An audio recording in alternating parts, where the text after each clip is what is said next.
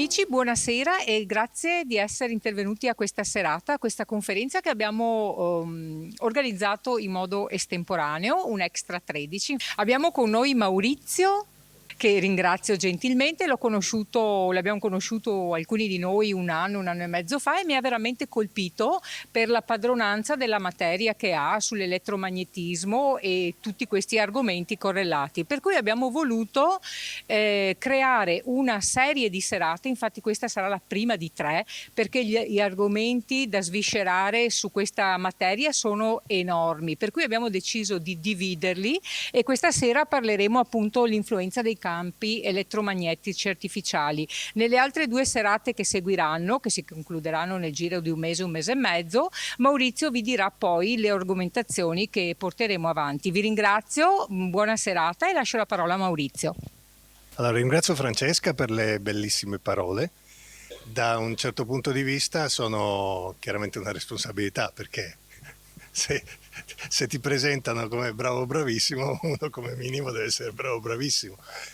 E quindi vabbè, cercherò di fare ovviamente del mio meglio, l'avrei fatto comunque, però ringrazio ancora perché mi ha veramente emozionato con le sue parole. Sì, forse era più di un anno e mezzo fa, perché noi abbiamo un anno di Covid che ci fa saltare a pie pari questo 2020, per cui era un paio d'anni fa in realtà. Comunque, 2019.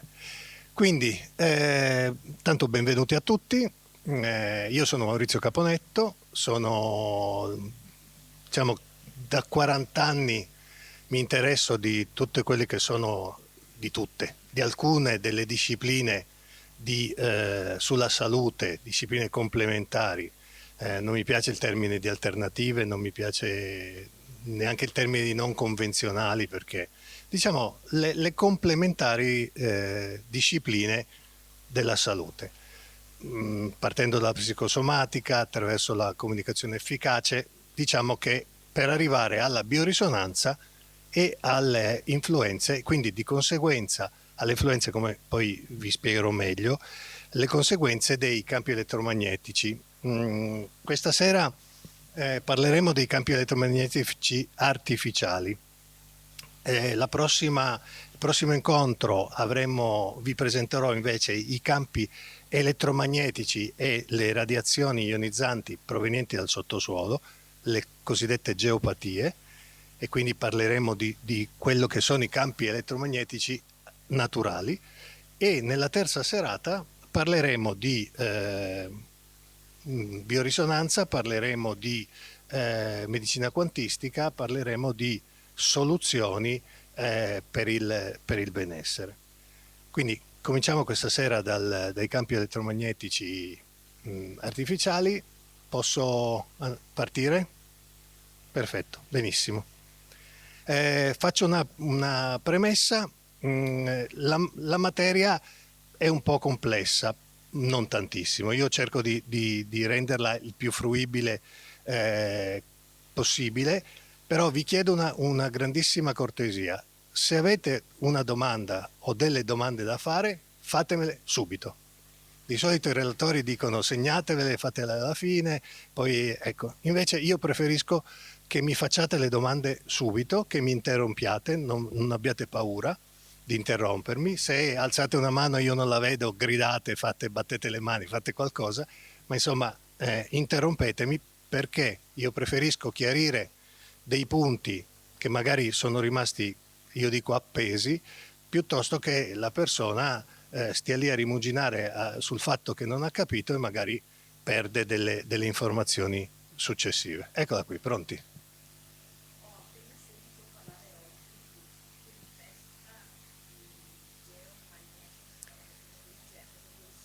Sì,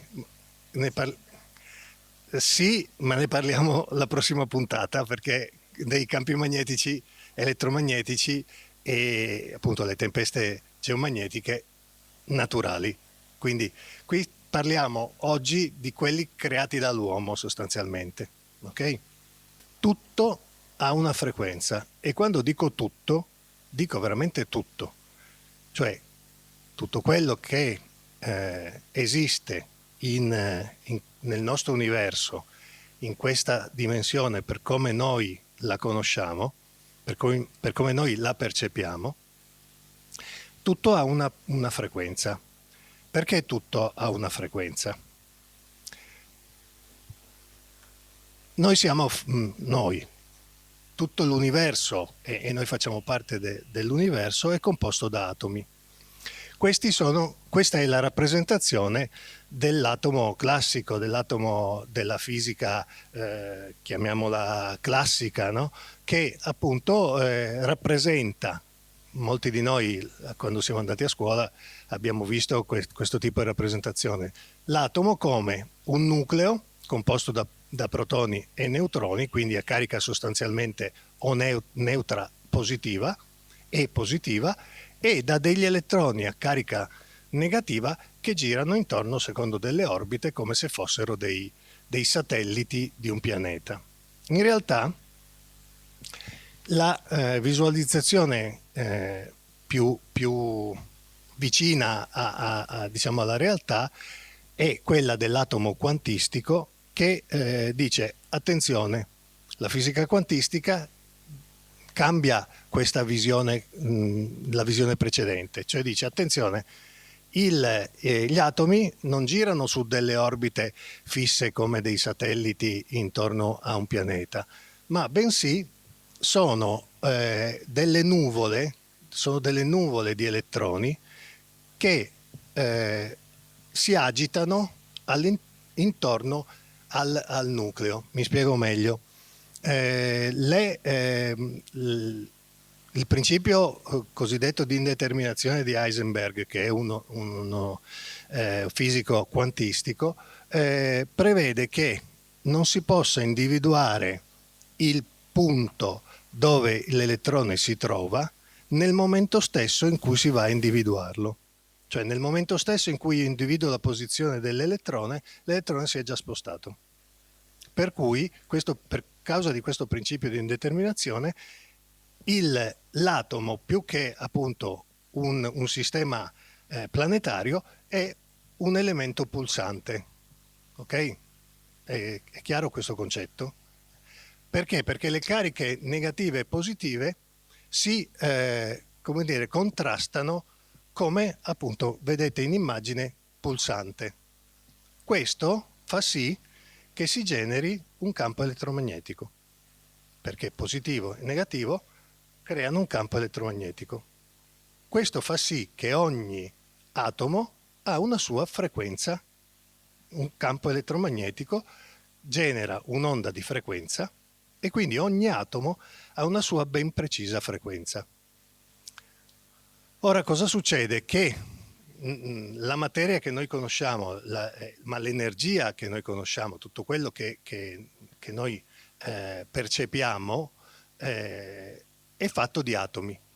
Ora, quando gli atomi si combinano in molecole e poi in sostanze e poi in aminoacidi e poi in proteine e poi fino ad arrivare alle cellule di qualsiasi elemento vivente, che sia vegetale, animale oppure umano, l'aggregazione delle cellule fa sì che sì, vabbè, qui vediamo l'interazione fra il campo elettromagnetico e il corpo umano, ok? Vai avanti, sì. Ecco, fa sì che le nostre cellule, e quindi all'interno delle nostre cellule, per esempio il DNA, abbia una sua ben precisa frequenza vibratoria. Quindi gli atomi si combinano fra di loro, acquisiscono una frequenza vibratoria diversa e complicandosi, passatemi il termine, cioè avendo delle strutture più complesse, queste strutture hanno delle frequenze sempre più complesse e diverse fra di loro.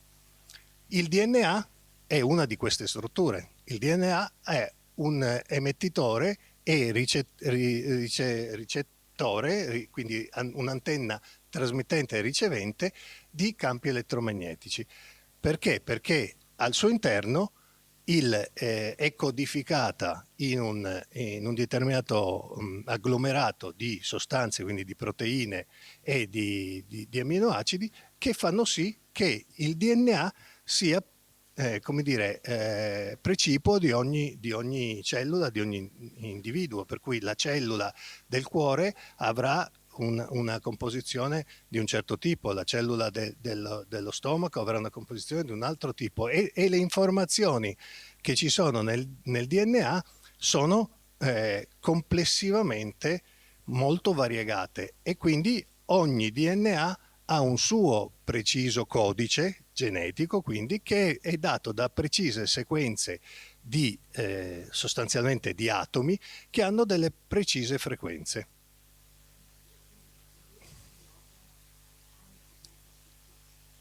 Allora, mi domandano se è vero che ogni organo ha una frequenza precisa. Ci arriviamo fra un secondo, alla prossima slide.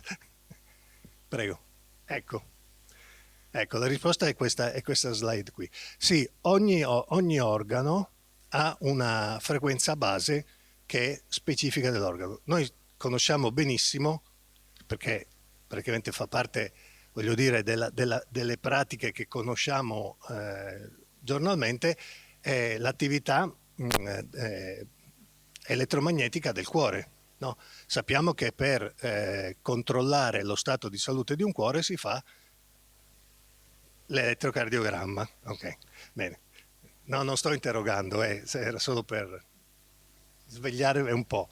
Così come sappiamo che il cervello, qui il cervello non c'è, però anche il cervello ovviamente ha una sua capacità e una sua frequenza e conosciamo l'elettroencefalogramma, però anche i nervi, anche i muscoli, c'è l'elettromiografia, la scintigrafia, cioè ci sono tanti come dire, metodi diagnostici che prevedono la rilevazione del campo elettromagnetico degli organi. Non è conosciuto o comunque non è un campo di applicazione la rilevazione non so, dei polmoni o del fegato, ma tutti gli organi hanno una ben precisa frequenza. Questo poi lo vedremo molto, molto meglio nella terza diciamo, puntata di questo incontro, in cui appunto andremo a parlare di quello che è la biorisonanza, di quello che è appunto l'importanza della frequenza degli organi per la salute. Se noi immaginiamo che queste frequenze vengono attraversate da una frequenza invece di tipo artificiale, quella che può essere del telefonino piuttosto che del wifi, piuttosto che di questo stesso microfono, del proiettore, delle luci, eccetera. Perché? Perché ogni campo elettromagnetico, cioè scusate, ogni dispositivo elettrico o radio o di radiofrequenza emette un campo elettromagnetico. Noi pensiamo queste onde che attraversano il nostro corpo vanno a interferire con le frequenze corrette dei nostri organi. Un po' come, non so se vi ricordate, i primi telefonini, quando erano vicino alla televisione o vicino alla radio, si arrivava alla telefonata, la radio gracchiava, la televisione cominciava a fare, ce lo ricordiamo questo, oppure più semplicemente quando noi andiamo in macchina e stiamo ascoltando la radio, adesso vabbè ci sono i sistemi RDS che tengono agganciata l'emittente, però certe volte in certi posti, magari ecco, in montagna dove c'è poca ricezione, magari si sta ascoltando una trasmissione e si intromette un'altra radio o si accavallano. Ecco, questa si chiama interferenza, cioè interferiscono, ok? E quindi quello che fanno i campi elettromagnetici hanno questa appunto caratteristica di interferire, di creare delle interferenze con i nostri organi. E quindi gli organi a lungo andare possono soffrire, ammalarsi a causa di questi campi elettromagnetici. Ma vi ripeto, sul fatto specifico di come cambiano le frequenze degli organi lo vediamo più specificamente al terzo incontro. Adesso, ok, va bene. Qui basti sapere questo fatto che i campi elettromagnetici vanno a destabilizzare, vanno a mandare fuori frequenza le frequenze naturali del nostro corpo. Questo da quando succede? Praticamente da quando è stata inventata la corrente elettrica cosiddetta, l'energia elettrica, quindi dalla lampadina alla 5G, che appunto è la quinta generazione di telefonia, che è diciamo l'argomento del giorno rispetto ai campi elettromagnetici. Scusa. Torno indietro, grazie. Ancora? Ok, perfetto. Perché scrivo l'elettrosmog, inquinamento invisibile? Perché noi, a parte qualche persona che è particolarmente sensibile e che quindi percepisce un malessere, ma di fatto noi non lo vediamo, perché non vediamo passare le onde elettromagnetiche, no? Noi non lo sentiamo con le orecchie, a parte forse in qualche caso se si passa sotto i tralicci dell'alta tensione si sente quello sfrigolare, ma in realtà è lo sfrigolio dell'umidità dell'aria che si scalda sulle linee aeree. Quindi di fatto sì, lo percepiamo, ma non è che sentiamo con le orecchie la corrente e quindi non sentiamo i campi elettromagnetici.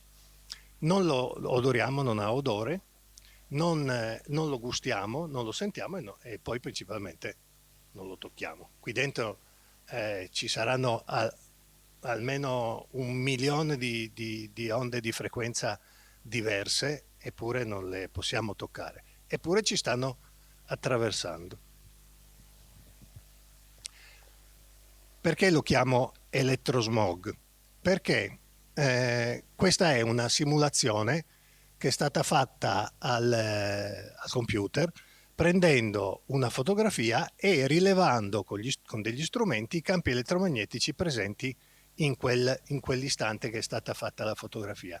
Misurando questi campi è stato attribuito un colore ad ogni frequenza ed è stato riprodotto al computer con Photoshop come sarebbe se si potessero vedere tutte le frequenze. Adesso si vede poco, però vedete che è come una nebbia, è come uno smog che proprio copre tutta la superficie, tranne dove ci sono gli alberi, che vedete che fanno quasi da scudo, e dove c'è l'erba.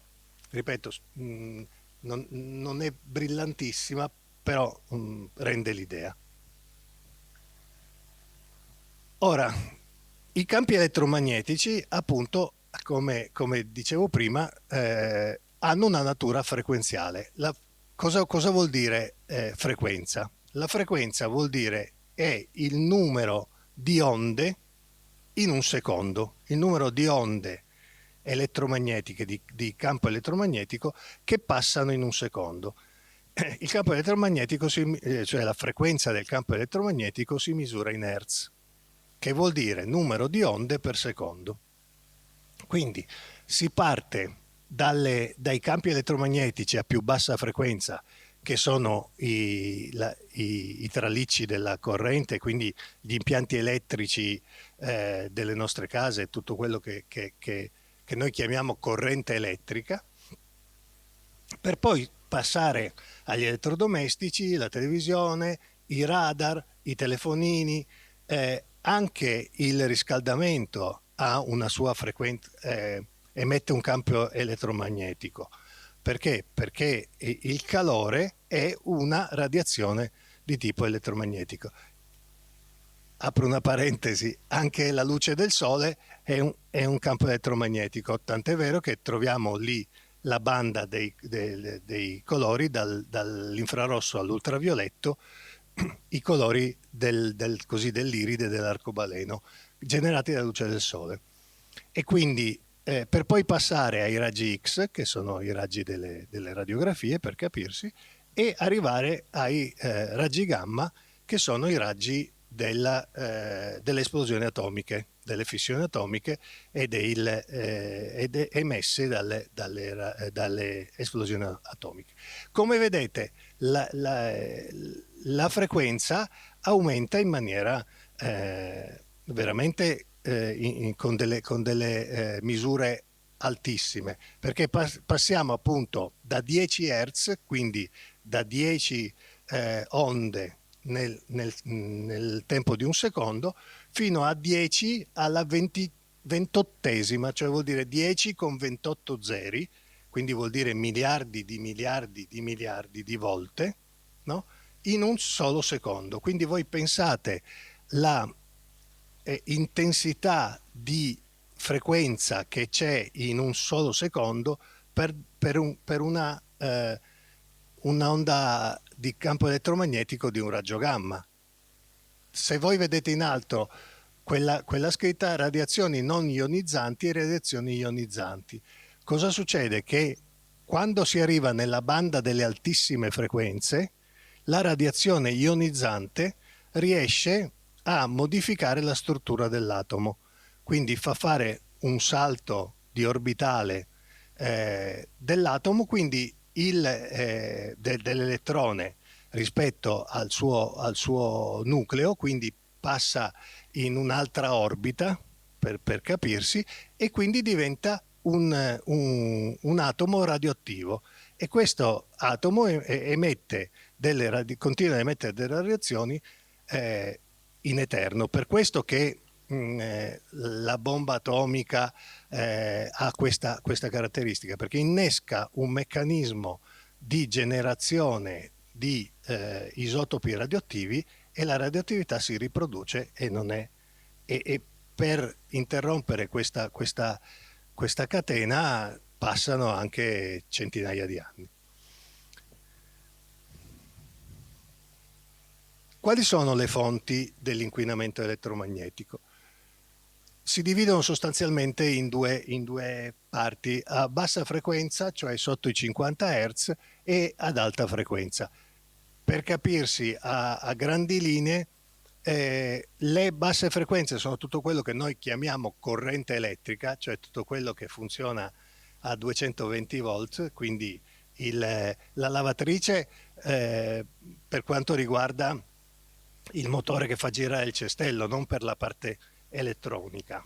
Il televisore, per quanto riguarda, per dire adesso, vabbè, i televisori sono tutti digitali, però per quanto riguarda l'illuminazione, appunto, poi le lampadine a basso consumo, gli impianti elettrici civili e industriali e tutti gli elettrodotti, quindi i tralicci dell'alta tensione. E questa è la parte che è indicata a bassa frequenza. Per quello che riguarda invece le alte frequenze, abbiamo tutto quello che sostanzialmente lavora in radiofrequenza. Quindi abbiamo tutte le emissioni della telefonia, del wifi, dei radar, dei ripetitori radiotelevisivi satellitari, il digitale terrestre,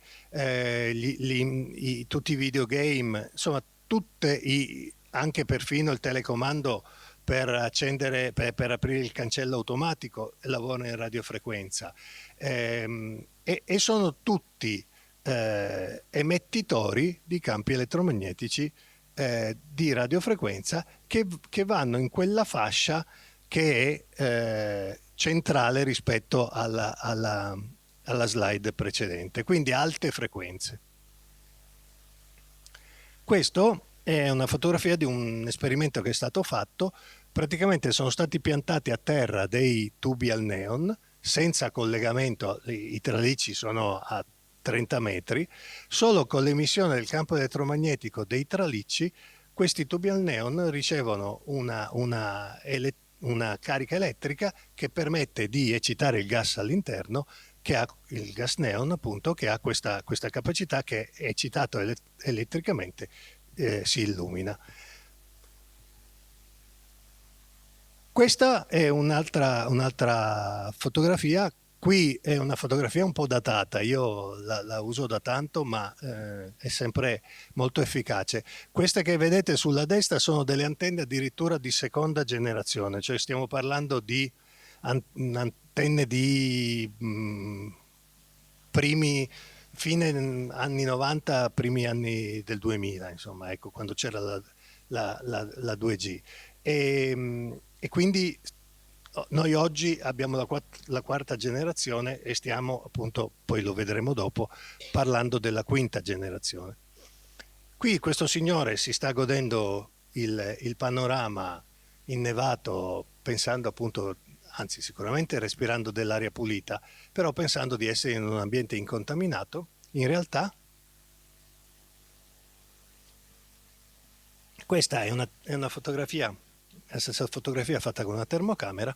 Questa è l'emissione del campo elettromagnetico, che qui è solo evidenziata a livello termico, perché la termocamera rileva il campo, cioè l'effetto termico dell'antenna, ma in realtà la persona viene investita da tutti i campi elettromagnetici e quindi da quelle frequenze che dicevamo all'inizio che sono disturbanti del corpo. O sono bravissimo o siete timidissimi, non ci sono domande, vado avanti. Ok.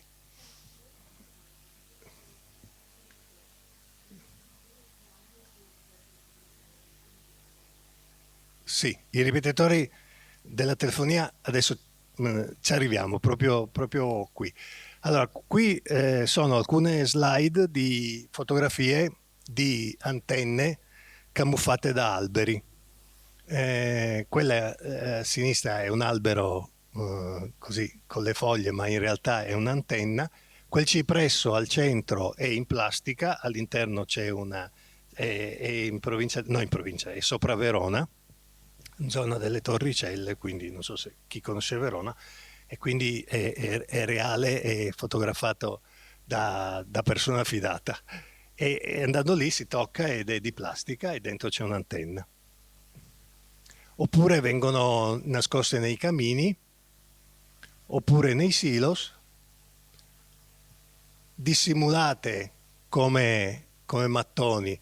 Se vedete lassù in cima si vede appena appena che ci sia la stessa l'antenna nel campanile, oppure come questa qua, che io la chiamo l'antenna del cactus.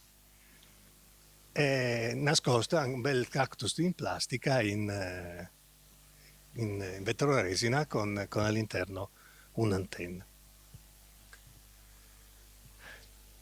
Quindi le antenne di telefonia che abbiamo noi nelle nostre città, quelle che stiamo vedendo, allo stato attuale, a parte alcune zone dove stanno già implementando le antenne 5G, sono di questo genere qua, cioè sono antenne radio ad alta frequenza che hanno questo effetto assolutamente disturbante.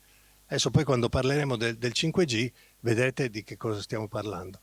Questa qui è un esempio così di attacco elettromagnetico ad una casa, quindi dai tralicci, dai ripetitori appunto radio, televisivi o di telefonia e poi tutti gli apparecchi che abbiamo in casa e quindi siamo circondati dalle radiazioni elettromagnetiche. Pensate una cosa, che la legislazione italiana prevede che i tralicci di alta tensione non possano passare a meno di 15 metri dalle abitazioni. Io vi invito adesso, sempre con prudenza, non mentre guidate, guardate i tralicci e vedete quanti ne vedete che sono ovviamente a oltre 15 metri, ma ce ne sono tantissimi che passano appena sopra le case, appena sopra gli asili, appena sopra le scuole, quindi in barba alle norme di sicurezza che prevedono i... Prego. Sì, dell'Enel, contatore dell'Enel. Sì, sì. Che cosa hanno di diverso? Allora sì, praticamente sono dei contatori interattivi, nel senso che loro attraverso la rete elettrica scambiano informazioni con la centrale, quindi mandano degli impulsi di tipo, di tipo digitale, cioè quindi uguali a quelli del wifi, uguali a quelli del telefonino, uguali a quelli di internet, per capirsi, attraverso i cavi della corrente elettrica. Quindi di fatto sono come dei router, come dei modem, quelli che abbiamo in casa per il wifi, per la connessione con internet, eccetera. E quindi sono molto più disturbanti rispetto a quelli prima che erano solo dei misuratori del passaggio della corrente. Questi, scusate, questi nuovi contatori quindi hanno la doppia gamma, quindi in bassa e in alta frequenza.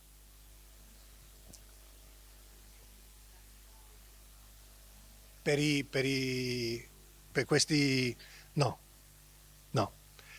Si può, no, si può chiedere, cioè se c'è lo spazio, se per esempio noi abbiamo una abitazione singola, eccetera, si può chiedere di metterli fuori, cioè a distanza, quindi a 50 metri. Sì. In realtà nei condomini li abbiamo sotto in casa e quindi sostanzialmente non c'è. Allora, diciamo che dai campi elettromagnetici ci si può difendere in tanti modi, però sono modi che sono assolutamente complicati e dispendiosi e comunque mm, bisogna tenere il contatore dell'Enel a 50 metri, il router a 10 metri, bisogna schermare tutti i cavi che portano la corrente, bisognerebbe sdoppiare i cavi della corrente, cioè passare col cavo di neutro, per dire, io devo portare dal punto A al punto B la corrente, passare col cavo di neutro magari a 20 centimetri da terra e col cavo della fase a 3 metri. Quindi dividere, invece noi sappiamo tutti come sono fatti i fili di casa nostra, ci sono i due fili, e poi che si ricongiungono, dovrebbero poi ricongiungersi solo nel momento della spina o nel momento dell'utilizzazione per poi sdoppiarsi di nuovo. Cioè sono degli impianti che sono veramente di difficilissima, cioè tutto si può fare, però diventa più che complicato e costosissimo. Insomma. Parliamo del cellulare. Qui ancora uso come dire, la dicitura telefono cellulare, anche se adesso è diventato smartphone. No? In realtà, per quello che riguarda la telefonia, per quello che riguarda appunto le chiamate, è ancora cellulare, perché cellulare deriva dalla cellula di trasmissione delle antenne che ricevono il segnale del telefonino, quindi si sposta, sono delle cellule attaccate, quindi ci si sposta da una cellula all'altra e il telefonino aggancia il segnale di una cellula, sì, di una cella piuttosto che un'altra. E comunque questa è l'irradiazione di un telefono cellulare nella testa di un bambino. Abbiamo a sinistra un bambino di 5 anni, al centro un bambino di 10 anni e a destra l'età adulta. Al bambino di 5 anni praticamente la radiazione attraversa quasi tutto il cervello. Questo è preso dall'alto, sì. È preso dall'alto, qui c'è l'orecchio, no? L'orecchio sinistro e l'orecchio destro, e ponendo il telefonino all'orecchio, questa è l'irradiazione che si ha in un bambino di 5 anni. 10 anni è ancora abbastanza simile, in età adulta si ridimensiona perché? Perché la scatola cranica dei bambini è più sottile e man mano che si inspessisce riesce ad avere più schermatura. Però comunque anche in età adulta la, la penetrazione è significativa, cioè almeno a livello di un quarto di testa. Durante una conversazione emette da 6 a 80 volt metro. Prego. Peggio di andare di notte. Peggio. Perché abbiamo due problemi. Abbiamo il problema con l'auricolare Bluetooth. Abbiamo il problema che c'è la radiazione del telefonino, del campo elettromagnetico del telefonino, e la radiazione del campo elettromagnetico del Bluetooth. Perché il Bluetooth dialoga col telefonino attraverso scambio di segnali radio. E quindi abbiamo un doppio danno. Le case produttrici dei cellulari prescrivono nel bugiardino o nel libretto di istruzioni, chiamiamolo così, che nessuno guarda, o pochissimi guardano, di tenere il cellulare almeno a 2,5 cm dal corpo, che non vuol dire 2,5 cm dalla testa, perché uno magari dice io lo tengo così, no, perché il corpo è anche la mano, cioè io lo dovrei tenere sul tavolo con un auricolare a filo, che ancora, anche se diciamo che comunque un piccolo campo elettromagnetico lo riceve, perché per funzionare l'auricolare ha dentro dei carboncini che si muovono. Adesso vabbè, sono fatti in maniera diversa, non sono più con i carboncini, però insomma ha delle membrane che si muovono attraverso il campo elettromagnetico, gli impulsi elettromagnetici.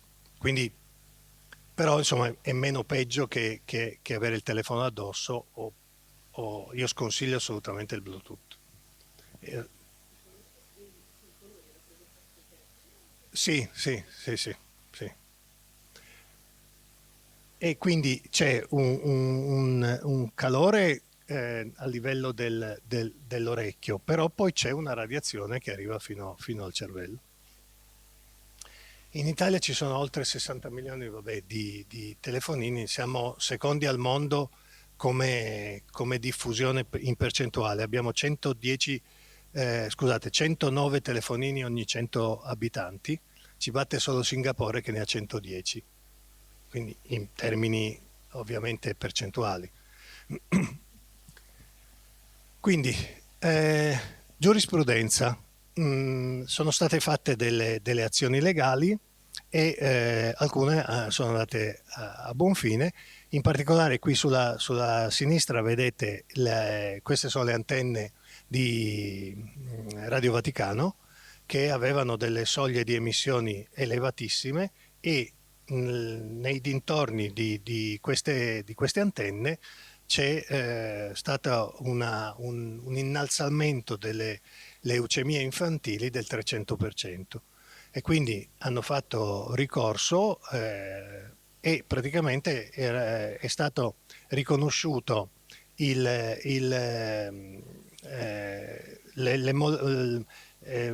dunque, scusate, carattere permanente ed invasivo delle molestie. Quindi è stato riconosciuto che queste trasmissioni portavano questi nocumenti. Hanno obbligato ad abbassare le potenze, hanno obbligato a fare degli accorgimenti tecnologici, hanno obbligato a risarcire le famiglie, ma invece il penale è andato in prescrizione, per cui non c'è stato sostanzialmente nessun condannato.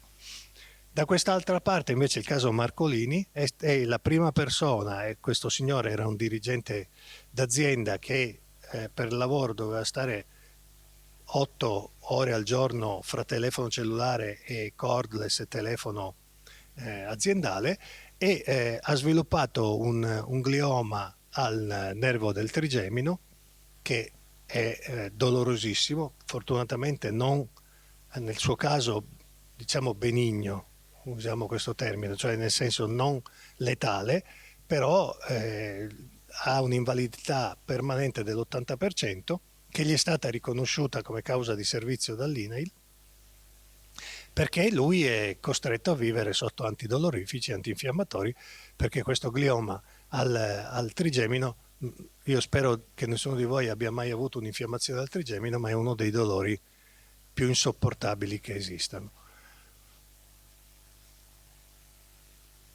Noi abbiamo una legislazione che sostanzialmente sulla carta sarebbe anche interessante, nel senso che abbiamo una direttiva del Parlamento europeo che bandisce del 2011, maggio 2011, che bandisce i telefoni cellulari e i wifi dalle scuole. Vi dice niente? Cioè, DAD vi dice qualcosa? Cioè, noi abbiamo una direttiva che bandisce i telefoni, i cellulari e i wifi dalle scuole, e nelle scuole abbiamo le LIM, le lavagne interattive, i tablet, perché no, i libri pesano, i bambini si storcono la schiena, andiamo col tablet. E il tablet come funziona? Col wifi. Quindi noi le direttive, poi ci danno le multe perché noi siamo cattivi, brutti e sporchi, però sta di fatto che noi facciamo queste cose qua. Adesso abbiamo fatto la didattica a distanza, abbiamo i ragazzini da 0 a 18, 6 ore al giorno davanti al computer con tutto quello che ne consegue. Però abbiamo la legge, cioè abbiamo la direttiva europea. Poi quando l'Europa ci chiede di fare certe cose dobbiamo farle. Se sono troppo polemico con l'Europa interrompetemi. Dico, quando l'Europa dice che dobbiamo fare vabbè, lasciamo perdere, ce lo chiede l'Europa. Qua non ce lo chiede l'Europa. Giugno 2011, quindi un mese dopo, l'Organismo Mondiale della Sanità dichiara ufficialmente che l'utilizzo del telefonino è potenzialmente cancerogeno. Vuol dire che sono state rilevate potenzialità cancerogene nei telefonini. Ci sono degli studi, una per tutti della dottoressa Fiorella Belpoggi dell'Istituto Ramazzini, che ha fatto dei test su delle cavie del laboratorio sottoposte addirittura ancora alla 3G, alla terza generazione di telefonia, con dei risultati devastanti sui tessuti di queste cavie da laboratorio. Novembre 2007, perché noi siamo ancora più bravi a livello italiano, perché noi nel novembre 2007 abbiamo emanato il decreto legislativo del 19 novembre appunto 2007, attuazione di una direttiva del 2004, siamo bravi fino a un certo punto perché le direttive arrivano, poi noi le attuiamo 3 anni dopo, vabbè. E sulle prescrizioni minime di sicurezza e di salute relative all'esposizione dei lavoratori ai rischi derivanti da agenti fisici, fra cui i campi elettromagnetici. Perché noi sulla teoria siamo bravi, nel senso che abbiamo una legge che è questa, cioè questa. Questi sono i termini fissati dalla legge, i valori di cautela. Allora, parliamo delle basse frequenze, quindi degli elettrodotti per esempio, per capirsi quelle nella prima slide che erano a sinistra, e delle alte frequenze quelle che erano a destra, quindi antenne eccetera eccetera. Il limite di esposizione è 100 microtesla, il valore di cautela è 10 microtesla, l'obiettivo è di arrivare a 3 microtesla e la comunità scientifica indipendente parla di 0,2 microtesla.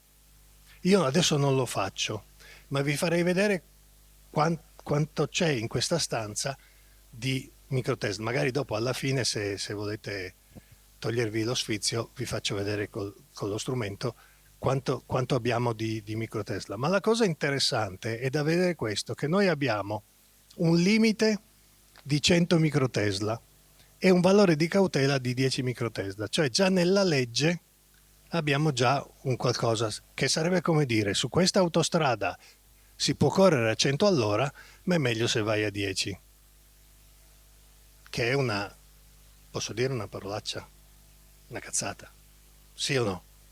Bene, quindi la cosa più bella è che c'è un obiettivo di 3 microtesla che non viene assolutamente rispettato. ma assolutamente non viene rispettato. Se passiamo addirittura alle alte frequenze, vi ricordate, vediamo se avete studiato, vi ricordate nella slide dove c'erano le testoline dei bambini quanto emette in trasmissione il telefonino? Da 6 a 80. Bene, vedete, attenti. Da 6 a 80. Il valore di cautela, scusate, il valore di esposizione è 20 volt metro in ambiente chiuso e 40 volt metro in ambiente aperto. Solo un telefonino emette 80 volt metro, quindi 2 volte il valore in ambiente aperto e 4 volte in ambiente chiuso. Il valore di cautela è 6 volt metro. Qui apriamo una parentesi che è un po' complessa, ma vedo di stringere. Quando è uscita questa legge, che appunto era del 2011, che riprendeva una tabella addirittura del 2003, beh, insomma, quando è uscita questa legge qua, questi 6 volt metro venivano misurati come picco. Cioè, se io vengo in questa stanza e misuro quello che è la presenza del campo elettromagnetico, misuro e trovo 6 volt metro o 20 volt metro e quindi dico no, qui siamo fuori dei limiti di legge. A novembre del 2011, no? Non so se vi ricordate il governo Monti, vi dice qualcosa? Sì, forse. Beh, vabbè, comunque in novembre del 2011 il governo Monti decide di cambiare e questi picchi, cioè mantenere questi valori, ma misurarli come media nelle 24 ore. Quindi voi vi immaginate che in una zona industriale dove gli uffici, le fabbriche, eccetera, lavorano 8 ore, no? Se io misuro e poi lo spalmo sulle altre 16 ore, quindi sulle 24 ore, è chiaro che mi crolla di 2/3, no? Cioè se ho misurato 12 e lo divido mi diventa 4, chiaro? Quindi questo per agevolare. Adesso c'è una proposta, cioè c'è una interpellanza a livello del Consiglio d'Europa di portare questo limite da 6 volt metro a 61 volt metro. Questo perché la problematica che poi vediamo dopo, che ha la diffusione del 5G, porta a questo valore qui. Però ve lo spiego meglio dopo, tenetelo come promemoria. Sì, prego.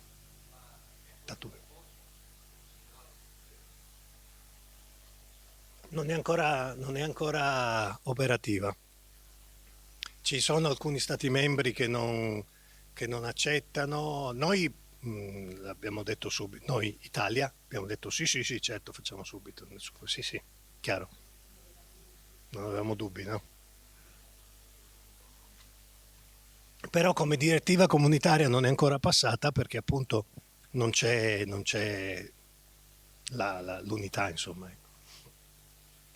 Vabbè. E arriviamo al 5G. Che cos'è il 5G? Allora, il 5G è la quinta generazione di telefonia mobile.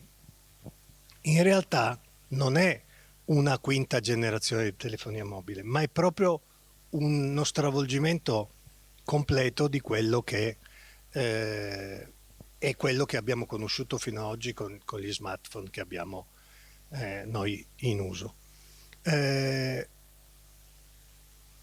Cambia completamente la prospettiva, cambia completamente il sistema di come dire, fruizione e implementazione della telefonia mobile. In realtà non è solo legata al telefono, e adesso lo vediamo, perché tra altre cose, e lo vediamo dalla slide successiva, il telefono, che dovrebbe essere un oggetto per telefonare, giusto?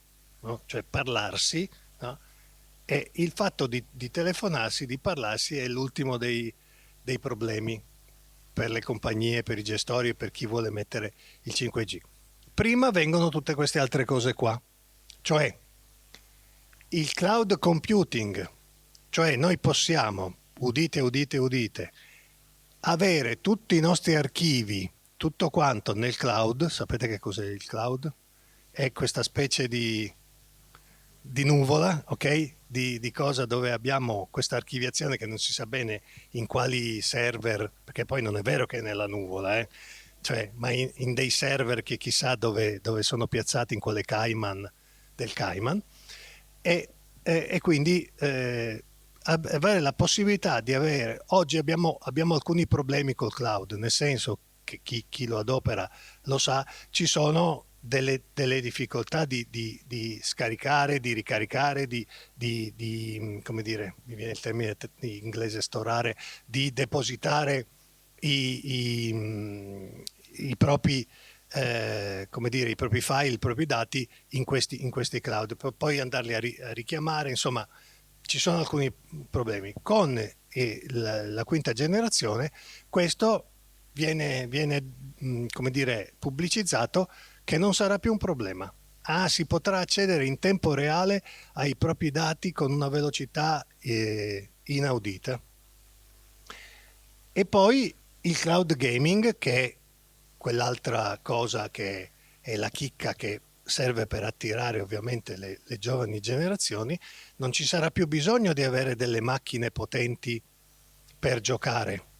Oggi i giochi elettronici, i videogiochi cosiddetti, che hanno altissima grafica, altissima risoluzione, altissima cosa, hanno bisogno di macchine, quindi di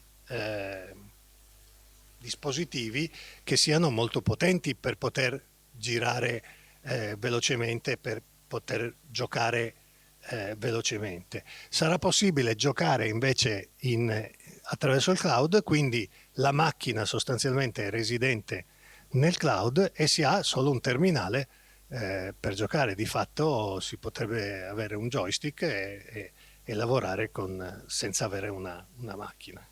Quindi queste sono delle cose che attirano ovviamente come dire, l'immaginario collettivo.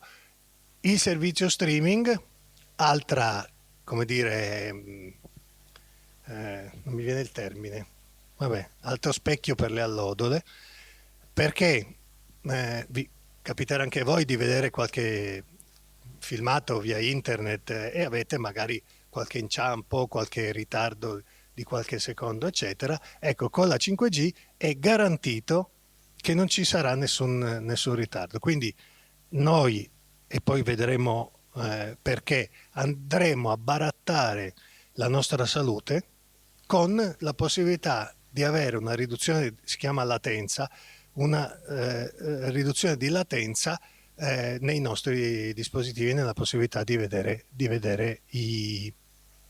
lo streaming, insomma, i film in streaming e i video. Soppianterà in futuro anche la fibra, quindi io non so qui come siete stati massacrati dalla fibra, però diciamo che in giro per l'Italia hanno fatto cantieri su cantieri, spaccato, aperto, perché dovevano mettere la fibra. Adesso la fibra da qui a 2 anni non servirà più. Bene? Ok. Modem 5G, che non sarà più da collegare alla rete telefonica, ma sarà un modem che sarà come un altro telefonino, diciamo, che lavorerà senza essere collegato alla rete telefonica. Per questo che la fibra non serve, perché oggi la fibra porta il segnale telefonico fino alla presa del telefono, dove è collegato il modem, e poi porta internet nei nostri dispositivi. E poi parleremo meglio del modem 5G. Ci saranno i dispositivi sempre connessi fra di loro, per cui non ci sarà la possibilità. Già oggi sapete che se avete dei telefoni, degli smartphone di ultima generazione, sapete che le batterie non si possono più cambiare, vero? Che anche se li spegnete, questo forse non lo sapete, ma ve lo dico io, sono sempre accesi, perché rilevano tutta una serie di cose, e quindi già ci siamo. Domani sarà così per tutto.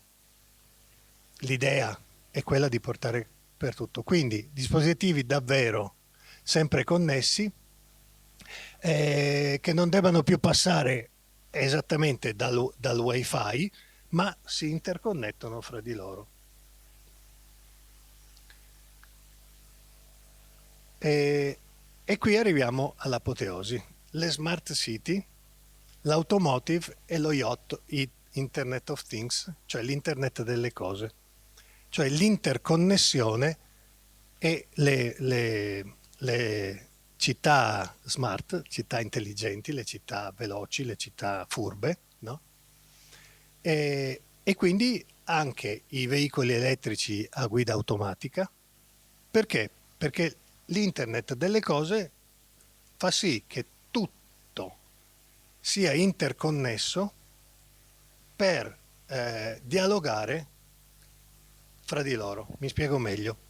Il semaforo che c'è in questo punto della strada dialogherà col semaforo in fondo alla strada, e nel frattempo loro dialogano con tutte le autovetture, perché l'idea è di fare una circolazione senza conducente, che parleranno fra di loro. Adesso voi ve l'immaginate, adesso io non voglio fare come dire il razzista, no? Diciamo così, ma a Roma cascano 4 gocce d'acqua e si blocca una città, l'abbiamo visto, no? Per anni, no? Ecco, voi vi immaginate una città che è tutta interconnessa, eccetera, che caos che viene fuori quando vabbè, ma chiusa la parentesi, ci sarà la possibilità che gli elettrodomestici dialogheranno fra di loro, che il frigorifero manderà un alert sul telefonino della proprietaria e dire: guarda che il latte sta scadendo, guarda che le uova le hai comprate 15 giorni fa ed è ora che le prepari. Addirittura che dice: vabbè, allora c'è la farina, le uova, eccetera, accendo il forno perché così quando torni a casa puoi fare un pasticcio, questa è la ricetta, ce l'hai già pronta. E nel frattempo allerto anche la lavatrice, perché siccome la ricetta del pasticcio prevede il ragù e il ragù macchia la tovaglia, io allerto la lavatrice per... Capisco che sembra una favola, una storiellina, una barzelletta. Questo è quello che ci dicono. Oltre alla meravigliosa pubblicità, non so se voi l'avete vista, di una compagnia telefonica di cui non faccio il nome, c'è un primario di chirurgia che è seduto sui banchi di una chiesa perché si sposa la figlia, riceve una telefonata, esce dalla chiesa, va nel chiostro e a distanza, grazie alla 5G, opera una persona che è a 300 km.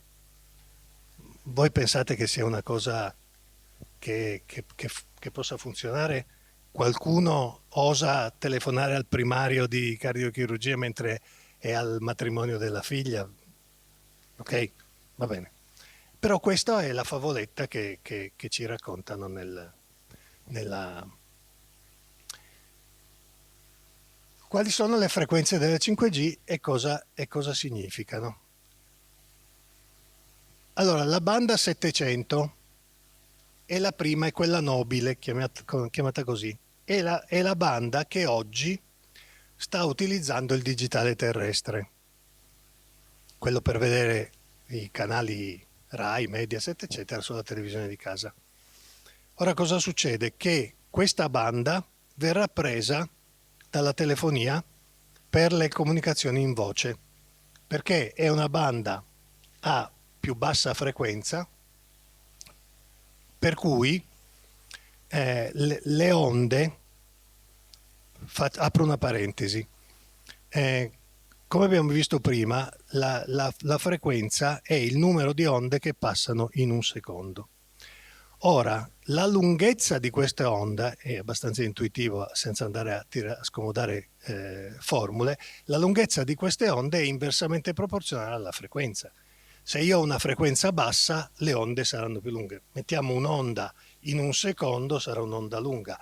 Se ho 1 miliardo di onde, queste onde saranno piccole. Quindi la lunghezza d'onda è inversamente proporzionale alla frequenza, in base alla velocità della luce.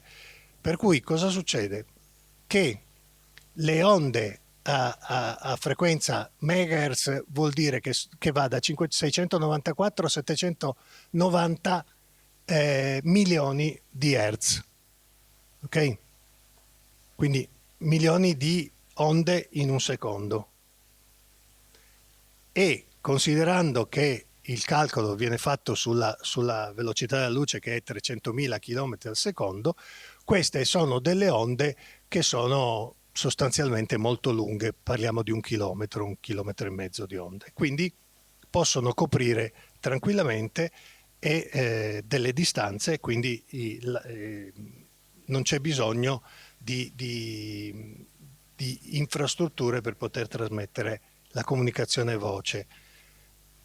In più c'è un altro aspetto, che più l'onda è corta, quindi piccola, più fatica fa ad attraversare alcune strutture, in special modo gli alberi, come avete visto all'inizio, e le strutture in cemento.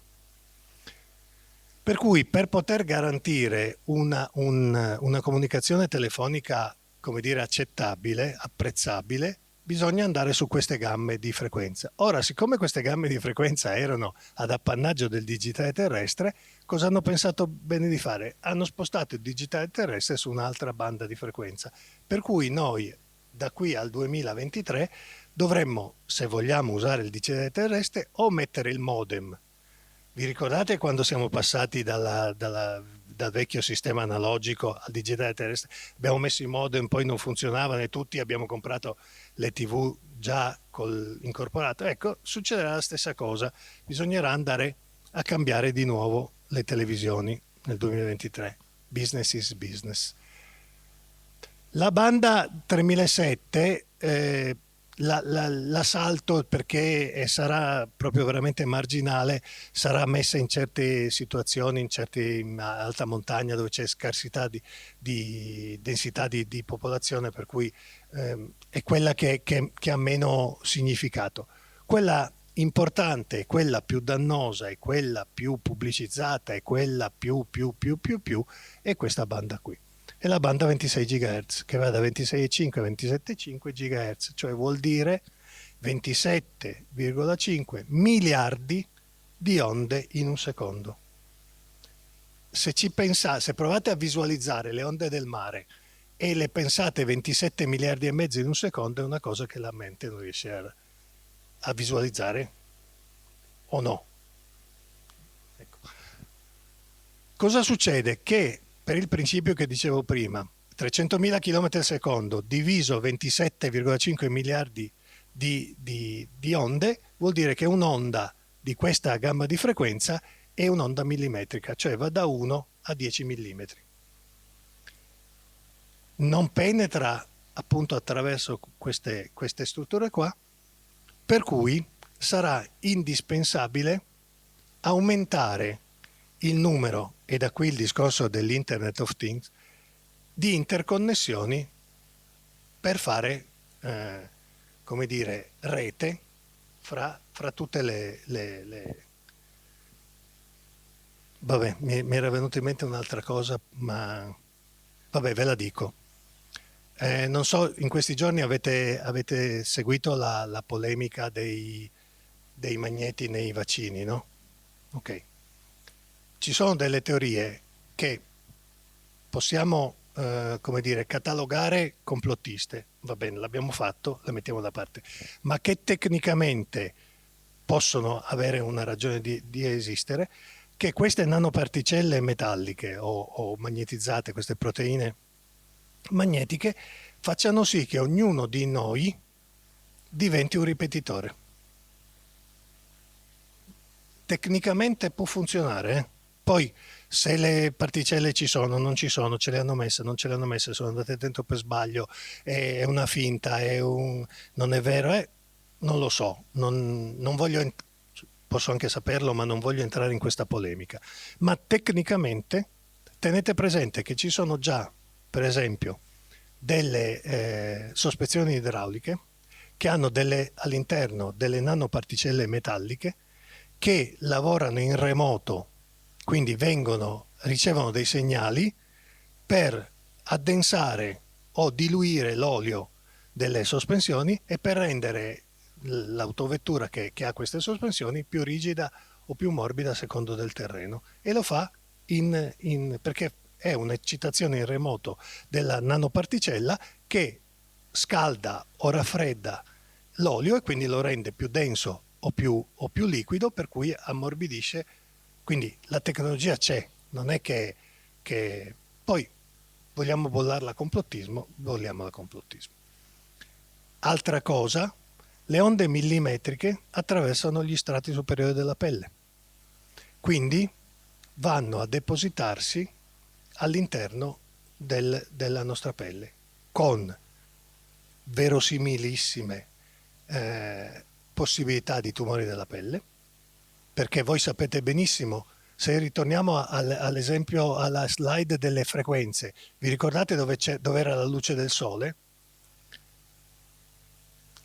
Era intorno ai 18 miliardi di hertz, 18 gigahertz, grosso modo. Quindi siamo sotto a questa soglia. Quindi voi sapete che i raggi UV del sole possono fare melanomi, possono creare dei problemi di tumore alla pelle, eccetera, eccetera. No? Ecco, quindi immaginatevi una frequenza che è più alta e che peraltro rispetto alla luce solare, che ha l'allarme che scalda e quindi dopo un po' uno sente bruciare la pelle e si toglie dal sole, queste non fanno, passano, si insediano e non fanno niente. Se poi è vero che ci sono queste nanoparticelle metalliche, capite che il danno è moltiplicato, perché vengono tutte eccitate queste particelle da queste radiazioni. Quindi appunto questa gamma qui perché è così alta? Perché ovviamente per poter fare quelle cose che abbiamo visto prima, quindi diminuire la latenza, essere più veloci, devono trasportare un'enormità di dati per poter esercitare il controllo in tutte queste cose qua. Cioè, torniamo all'esempio di prima, ho un semaforo qua che deve dialogare col semaforo là e con le 20 macchine che ci sono in mezzo e con le macchine che arrivano dalle strade laterali, cioè c'è una mole con il pedone che attraversa la strada, il bambino che scappa di mano, il sensore che deve vedere, la telecamera che deve vedere la banca, il rapinatore che sta uscendo.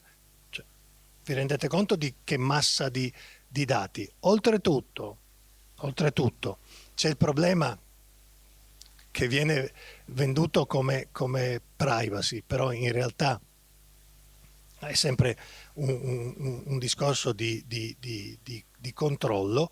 Per poter trasmettere dei dati criptati, cioè quindi in sicurezza, ogni dato deve essere circondato da una crittografia che è a 64 bit o a 128 bit o a 256 bit, quindi per un dato io devo mettergli attorno 64, 128, 256 altri dati che lo nascondano. L'ho banalizzato perché non è proprio così, ma insomma, per capirsi. Quindi ogni dato che devo inviare ha necessità di essere trasportato a delle velocità e con una massa di onde. Domanda? con una massa di onde nell'unità di tempo elevatissima. Come siamo coi tempi? Tranquillo. Andiamo avanti. Adesso vi apro una parentesi velocissima su questo oggetto che probabilmente voi conoscete. Conoscete ma non avete, per fortuna. Tenete presente che il magnetron, che è la valvola termoionica del forno microonde, ha una frequenza di 2,45 GHz, cioè 12 volte più bassa della frequenza della 5G. 27,5, qua 2,45, quindi indica circa 12 volte più bassa. Tenete presente che qui è vero, l'ambito è ristretto, quindi queste onde vengono emesse in uno spazio molto ristretto e la potenza applicata di queste onde è molto elevata. Per questo che cuoce i cibi. Ma perché cuoce i cibi? Perché agisce sulle molecole d'acqua. Adesso qua io dovrei posare il microfono, vabbè, cerco di farlo ugualmente. Allora, le molecole d'acqua sono sostanzialmente dei dipoli elettrici, elettromagnetici. Immaginate che qui c'è un atomo di ossigeno e alla fine della forchetta un atomo di idrogeno, un altro atomo di idrogeno, H2O, ok? Ora, queste forchette, chiamiamole così, questi atomi sono dei dipoli elettrici. Applicando una corrente a questi dipoli, cominciano a girare come fosse il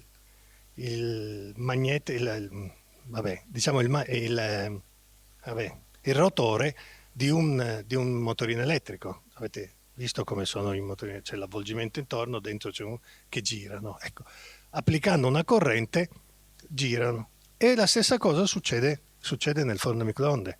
Applicando queste microonde hanno la stessa lunghezza d'onda delle molecole d'acqua, le fanno girare vorticosamente e loro, sfregandosi una con l'altra, si scaldano.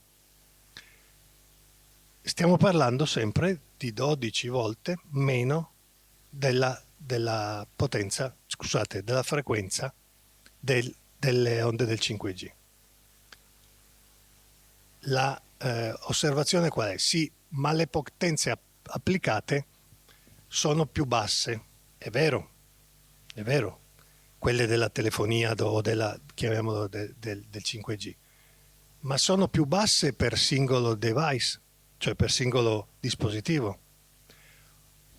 Ora voi pensate a tutti i dispositivi che ci possono essere in una città, fra telefonini, elettrodomestici, tutto quello di cui quella internet delle cose di cui abbiamo parlato. Per cui la potenza per singolo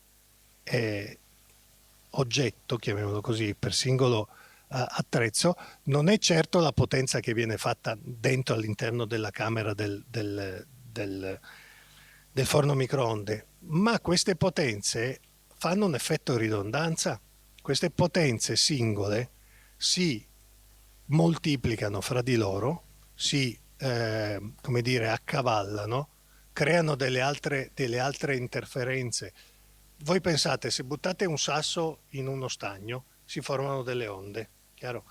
Se ne buttate due si formano due serie di onde, ma queste onde quando si incontrano ne generano delle altre. Se io butto un terzo sasso me ne farà delle altre, che me ne generano delle altre, che quando incontra le prime due o quelle generate dalle prime due si generano delle altre onde. Quindi si ha un effetto ridondanza, un effetto esponenziale, un effetto quindi di moltiplicazione. E quindi è vero che le potenze sono più basse, ma ce ne sono molte di più.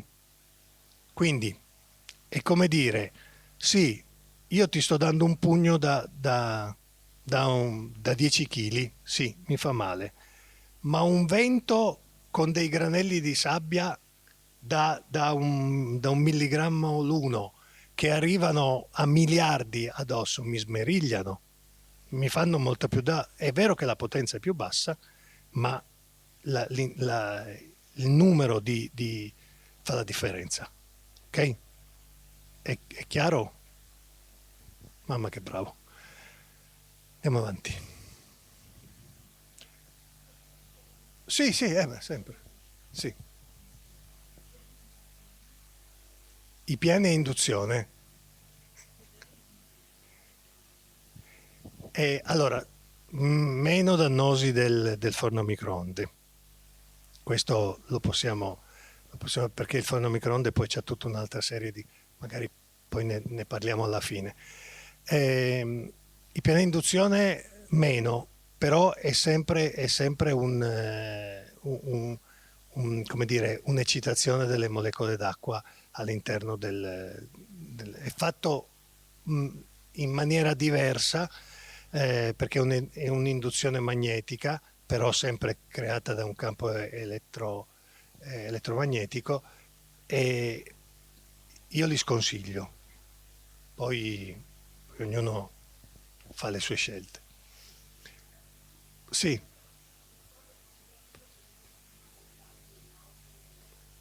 sì, sì.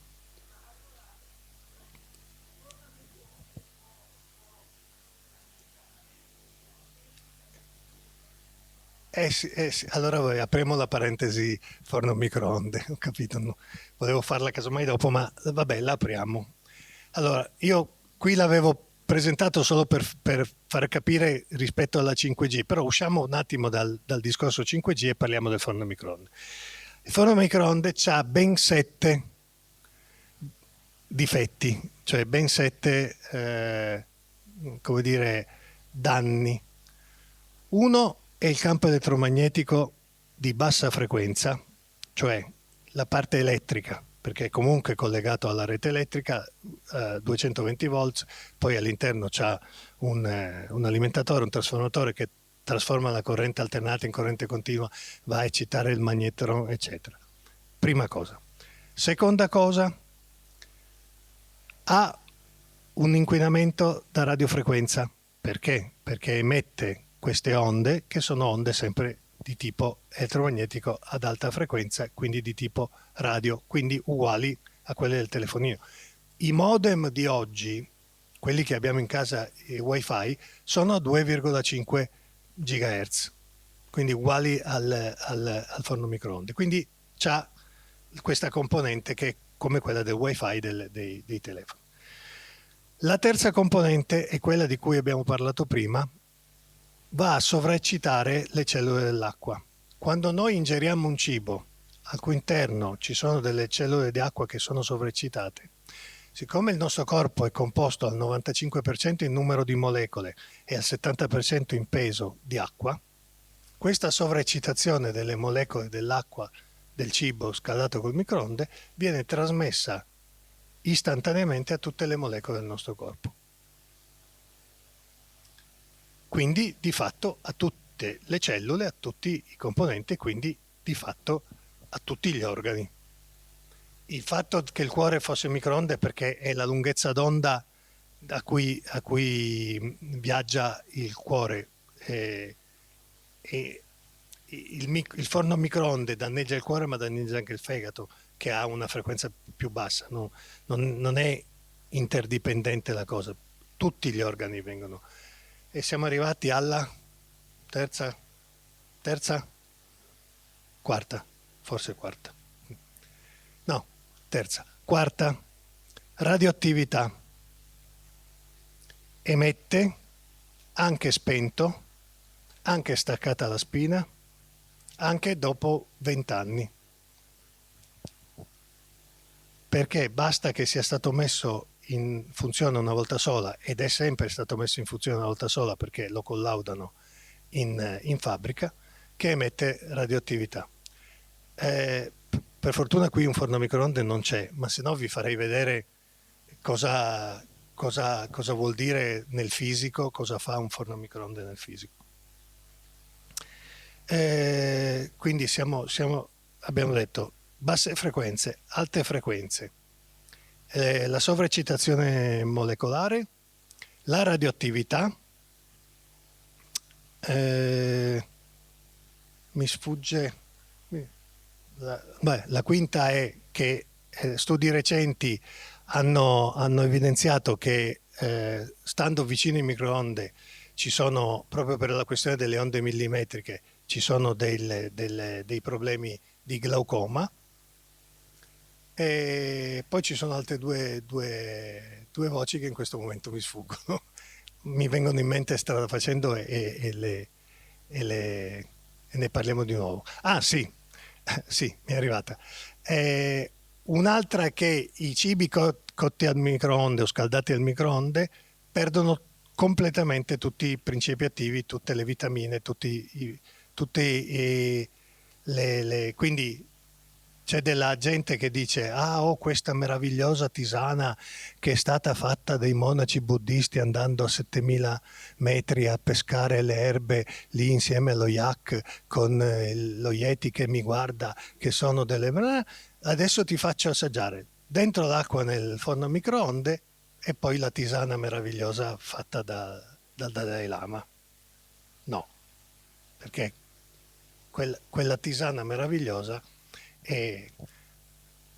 Altra cosa mi è arrivata, la settima cosa, se abbiamo delle medicine o degli integratori nelle vicinanze del forno microonde, è come se non le avessimo.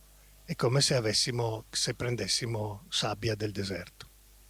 Ecco, sì, sì. Beh, dopo un po', cioè, decade, sì, perché cioè, sì, e se lo mangio quando è freddo che l'ho riscaldato a fare.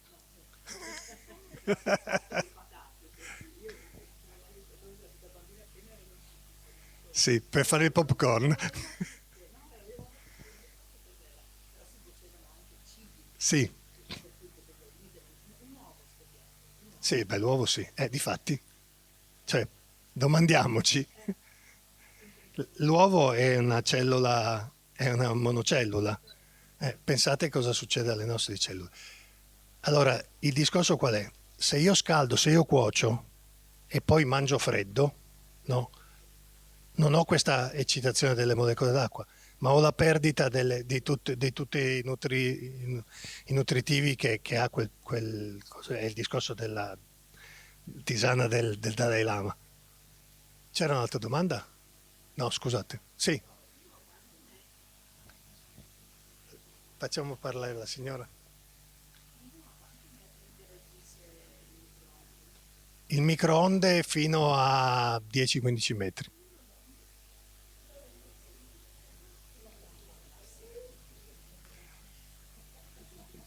Cosa voleva, cosa voleva dirmi?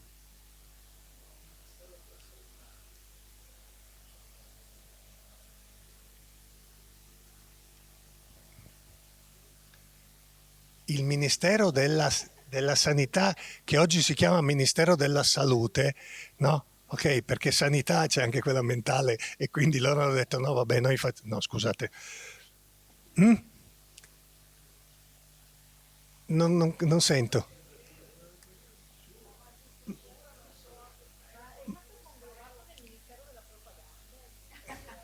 Nel Minkle Pop.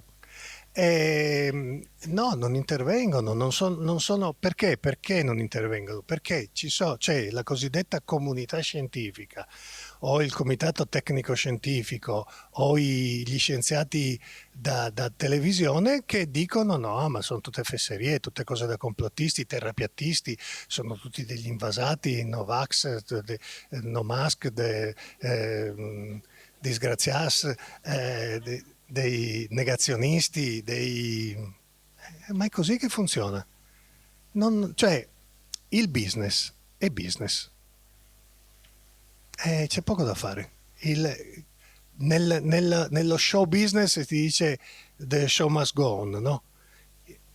dopo muore il protagonista, sì, 4 lacrimucce, fermi tutti, poi adesso si riparte perché lo show deve continuare. E il business è uguale. Nel business è così. Cioè, immaginiamoci se domani mattina il Ministero della Sanità dice: sapete cosa abbiamo scoperto? Che i forni a microonde fanno malissimo. Allora, la Whirlpool, che ne so io, Miele, Aighe, non so chi, adesso più per arrivare a Indesit e a non so chi, e ai cinesi non ne parliamo, riceverebbero delle class action da miliardi, perché allora tutti comincerebbero a dire: ah, allora la leucemia di mia figlia è venuta per il microonde. Cioè, è un mondo così, è un mondo difficile. Io sarei molto più contento se potessi evitare, ma non perché, perché non mi piaccia farlo, di venire a fare queste serate divulgative, perché vorrebbe dire che viviamo in un mondo migliore, ma non viviamo in un mondo migliore. Se io sono? Eh sì, eh sì, eh sì. Però, però vabbè, è come dire, mh, se mi viene addosso una macchina, tanto vale che mi faccio venire addosso anche da un tir.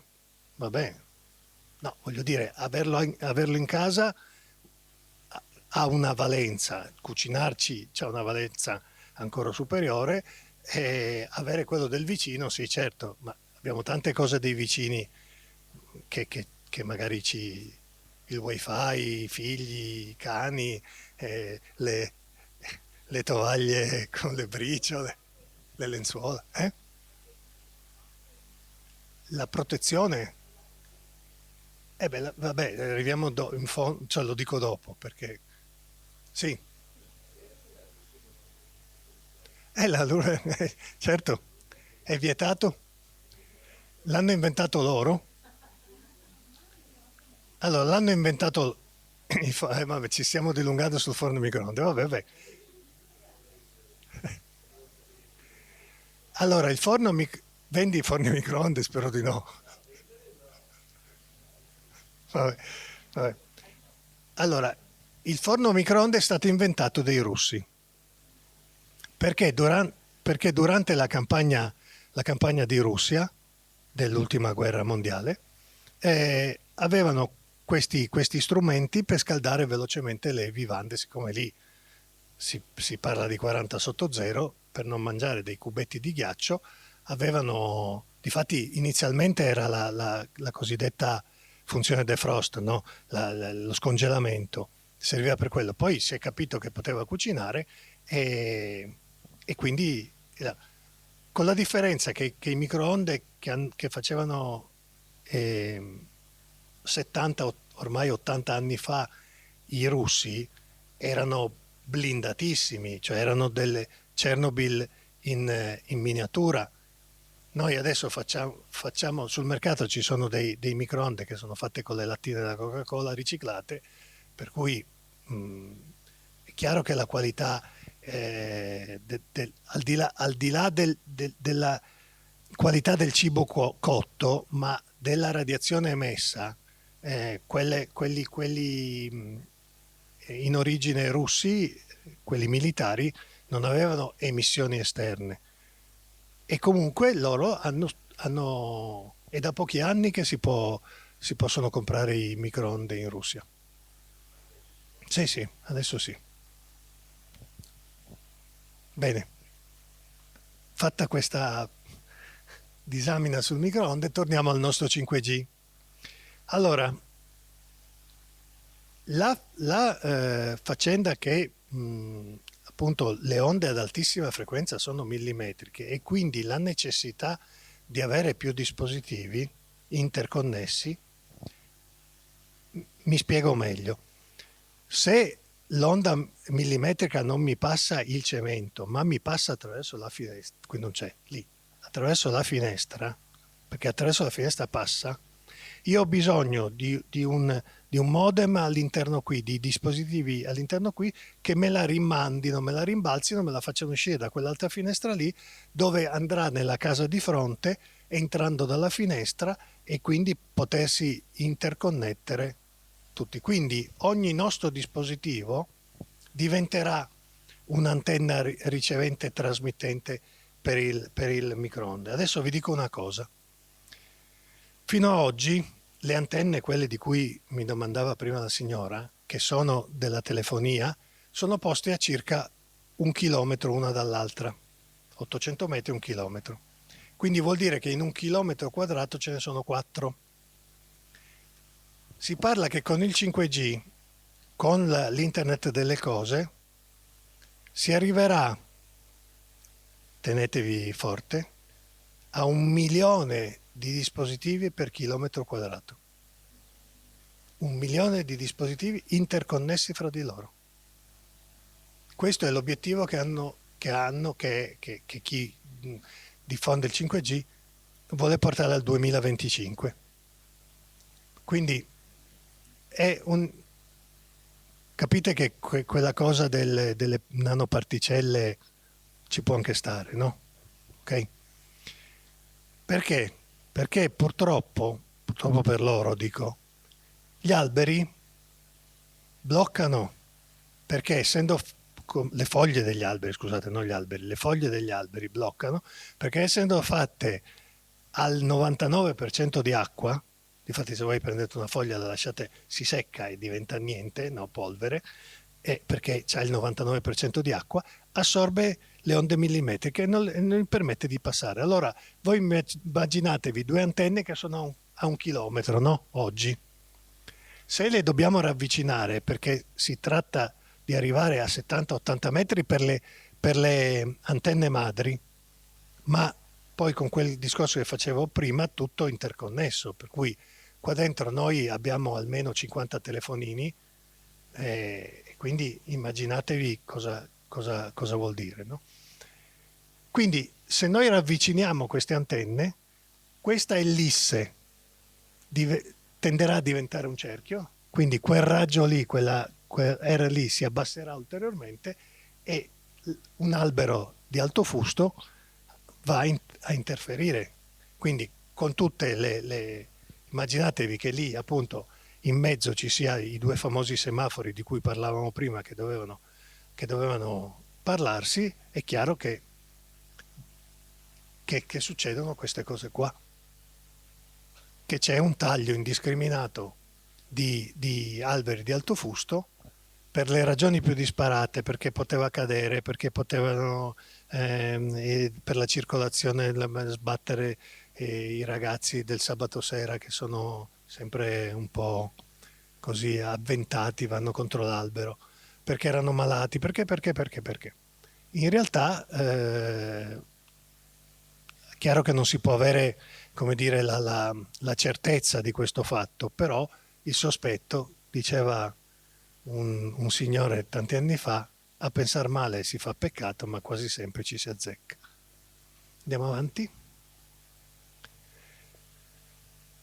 Aspetta, vabbè, ok, va bene. Allora, una cosa importantissima. L'alternanza giorno e notte è la melatonina. La melatonina è un ormone che ha tutta una serie di effetti che poi fra un attimo vediamo, che viene prodotto dalla ghiandola pineale, che è una ghiandola che sta appunto in quel punto lì nel nostro cervello, o epifisi. Allora, la ghiandola pineale non produce melatonina di giorno, quindi con la luce, e la produce invece di notte, quando si riposa. Ok? Vai avanti. La presenza di un campo elettromagnetico fa vivere in un eterno giorno con effetti devastanti. Cioè, se io ho dei campi elettromagnetici, ho il wifi in camera, il tablet, il telefonino, eccetera, la mia ghiandola pineale rimane addormentata come se fosse giorno e quindi non emette, scusate, non emette, non produce più melatonina. Vi capita, avete sentito parlare di gente che fa fatica a dormire e prende la melatonina?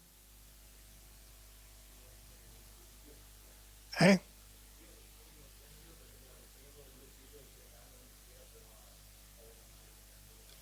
Sì, perché purtroppo cosa succede? Che prendendo la melatonina, anche quando la ghiandola pineale potesse produrla, dice ma che devo lavorare a fare? Tanto me l'ha data, mi spiego?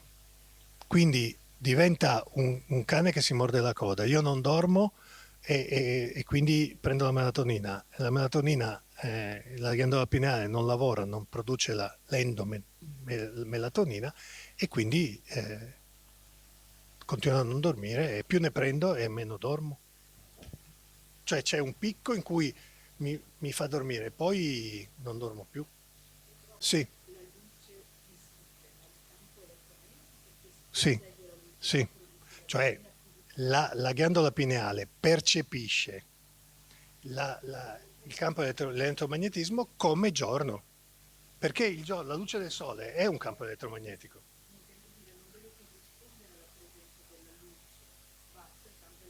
No, no, no, no. Cioè io ho il wifi, ho il tablet sul comodino, ho il telefono sul comodino, tutto al buio, tutto spento, tutto la- ugualmente lo percepisce. Cos'è la melatonina? È uno dei più importanti ormoni che produce il nostro corpo perché è un immuno soppressore, cioè la mancanza di melatonina dà immunosoppressione, quindi tossicità cellulare e quindi intossicazione delle cellule che portano a un aumento di rischio del tumore. Perdita del fattore antitumorale proprio di suo, perché la melatonina è il più potente antitumorale che produciamo e che quindi porta al tumore. Disturbo del ritmo circadiano, quindi non si dorme di giorno, cioè non si riesce a dormire, eccetera. Quindi deficit energetico, quindi depressione e sappiamo che anche la depressione è un coadiuvante delle situazioni tumorali. Disturbo della riproduzione e quindi aumento dell'ormone anabolizzante, quindi costruttivo, quindi le infertilità eh, maschili e femminili, i cicli. Ah, ecco, un'altra cosa ancora. Ecco, del microonde, un'altra cosa ancora. Siccome nel microonde non si possono mettere, o si mette vetro o si mette plastica, spesso si mette la plastica e l'effetto del microonde fa migrare dagli ftalati, i polifenoli dalle plastiche al cibo e quindi vengono assorbiti, vengono assimilati. Gli octifenoli, non i fenoli e gli ftalati vengono visti dal corpo umano come degli interferenti endocrini e quindi di fatto portano a cicli mestruali anticipati, bambine che hanno il ciclo a 8-9 anni, perché hanno questi interferenti endocrini che derivano da questi polifenoli che sono contenuti nelle plastiche. Questa era un'altra cosa del forno microonde. E quindi cosa succede? Che aumenta l'ormone anabolizzante, quindi costruttivo, e quindi rischio di degenerazione cellulare e torniamo di nuovo al tumore. Quindi è andare a dormire, stare in camera con dispositivi o col wifi attaccato senza protezioni, poi vediamo di cosa parliamo, eccolo, porta a conseguenze veramente importanti. Sì, C'è una frequenza specifica del pineale, sì. Sì, sì, sì. Sì, se sta lavorando, allora c'è una frequenza. Lei ci sarà? Alla terza? No, certo, cioè nel senso sì, no, no. È sua intenzione venire alla terza? Benissimo. Se me la ricordi e ne parliamo. C'è una frequenza specifica che si può misurare e vedere, possiamo anche fare un test, insomma. Ecco. Va bene. Dunque, i prodotti. Allora, arriviamo a questo. Vai avanti un attimo. Ok, qual è il principio di funzionamento? Allora, qui vedete due schemi. Se noi prendiamo due onde di frequenza, ok? Che abbiano la stessa intensità, la stessa lunghezza d'onda, la stessa frequenza e la stessa fase, cioè sono in fase, sono come dire, partite insieme, mettiamola così, no? Quando queste due onde di frequenza si incontrano, si ha un effetto sommatorio, quello che vi dicevo prima delle onde del lago, no? E si ha una cosiddetta interferenza costruttiva, quindi aumenta l'ampiezza e la potenza. Pensate, faccio questo esempio, pensate, io sono in mezzo allo stagno, al lago, con la mia barchetta. Passano due motoscafi, uno a destra e uno a sinistra, con la stessa velocità, con la stessa potenza, partiti tutti e due nello stesso momento, faranno delle onde, uno da una parte e uno dall'altra, che sono identiche e quando si incontreranno sotto la mia barchetta mi faranno andare su e giù la barchetta perché si sommano. È arrivato l'immagine? Benissimo. Da quest'altra parte qui invece ho due onde di frequenza con la stessa ampiezza, intensità, lunghezza d'onda, frequenza, però in controfase, cioè una è partita prima e l'altra è partita dopo. I due motoscafi sono partiti uno prima e uno dopo. Cosa succede? Che quando si incontrano queste due onde si annullano e quindi la mia barchetta non andrà su e giù. Perché si annullano una con l'altra, cioè praticamente si incastrano a pettine, ok? Una con l'altra. Quindi invece di sommarsi, invece di incontrarsi i picchi, si incastrano a pettine. È chiaro?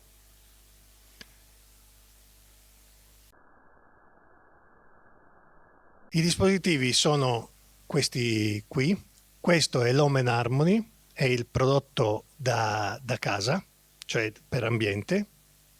Crea un campo di protezione sferico con un raggio di 15 metri, per cui 15 metri verso l'alto, 15 metri verso il basso, destra, sinistra, avanti, indietro, insomma una bolla, ok?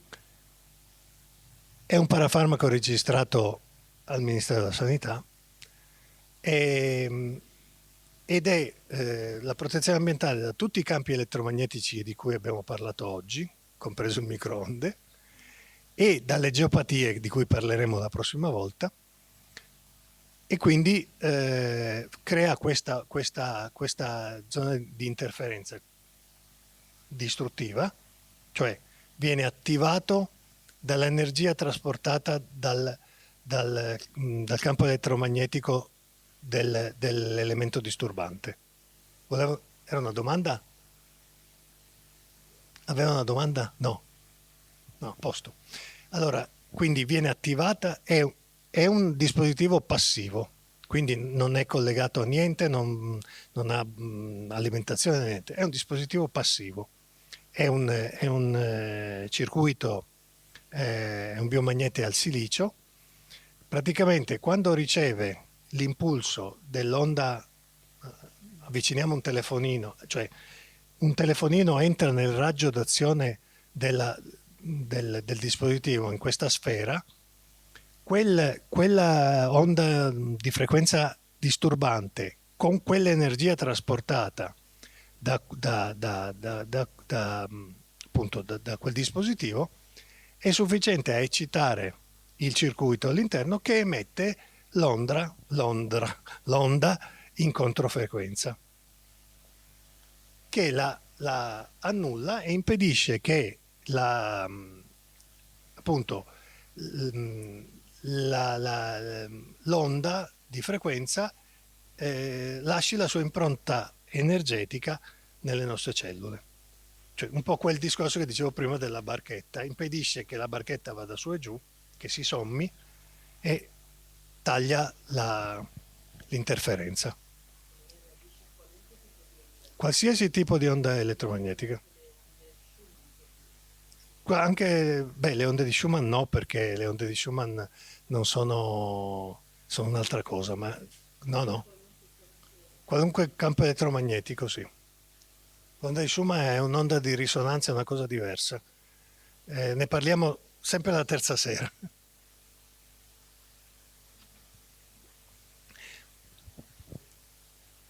Pronto? Sì. Tutte quante. Tutte quante. Qualsiasi cosa, cioè il sistema praticamente riceve l'input, diciamo così, e reagisce con la stessa energia, con la stessa onda, con la stessa frequenza, ma in controfase. Andiamo avanti. Questo invece è il braccialetto che vedete che io qui che indosso, che è invece un dispositivo personale. Questo protegge dai campi elettromagnetici artificiali, non protegge dai campi elettromagnetici naturali, ma questo lo spieghiamo meglio la prossima volta delle geopatie. Questo praticamente crea una microbolla di 20 centimetri intorno al corpo e quindi quando entra nel campo un dispositivo si avvicina a questa bolla, lui reagisce ed emette l'onda in controfrequenza.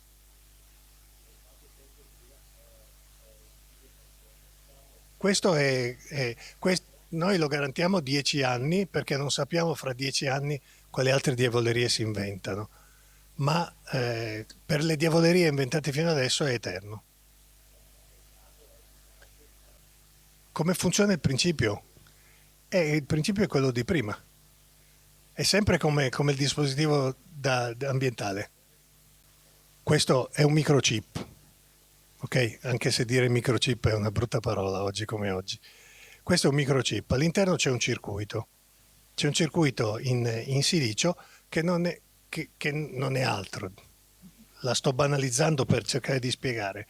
Come il microchip che c'è in un telefonino, come in un computer, quando noi facciamo un input nel microchip cioè noi ogni volta che schiacciamo un tasto sul telefonino, noi diamo un input al microchip che digita il numero 5, il numero 3, oppure va in WhatsApp, eccetera. E quindi è un input che noi diamo e che fa reagire il microchip in un certo verso, no? Non so se mi sto spiegando. Ecco, questo è l'alimentazione è sempre dall'energia trasportata dal campo elettromagnetico. Un telefonino, sì appunto, ma il telefonino ha la batteria ed emette che è caricato dalla sua batteria, che è 0,5 volt, e che arriva a colpire questo e lo eccita in modo da creare, e l'alimentazione viene portata dall'elemento disturbante.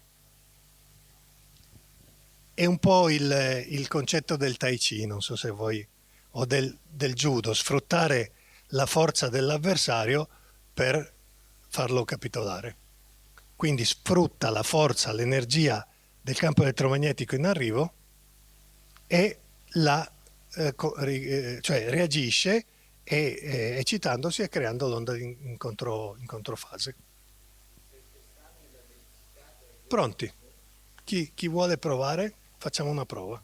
Lei c'ha un telefonino? Lo prenda.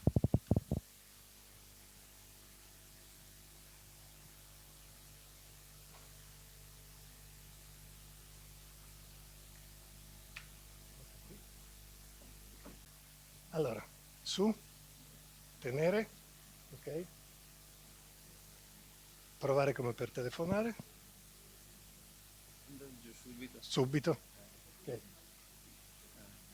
Con questo qua, ok, così, su, su, ok. Chiaro? Qualcun altro che vuole provare? Sì, è devastante, sì. C'è protezione, È pulito? Ok. Allora, braccio dritto, eh? Solo... Sì, sì, ok. Senti che... Prendi il telefono. Fare come per telefonare. Pronto?